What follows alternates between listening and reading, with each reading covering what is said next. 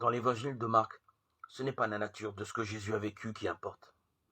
L'évocation du séjour au désert est structurée selon un scénario où seul importe la dynamique qui sous-tend le chemin de Jésus.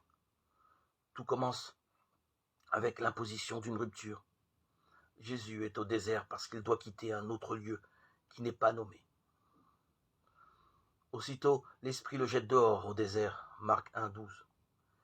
Si Jésus est ainsi jeté dehors, c'est en vue d'une réclusion qui dure. Il est dans le désert 40 jours, éprouvé par le Satan, Marc 1,13a. Mais cette traversée, Jésus la vit en présence même des anges. Tout au long des 40 jours et 40 nuits, il est avec les bêtes sauvages et les anges le servent, Marc 1,13.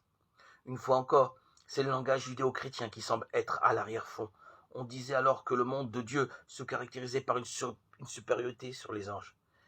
Eh bien, à partir de ce point de vue, l'histoire de Jésus n'est plus seulement l'histoire de ce que Jésus a un jour vécu. Le scénario adopté donne au séjour de Jésus au désert la force d'un itinéraire guidé.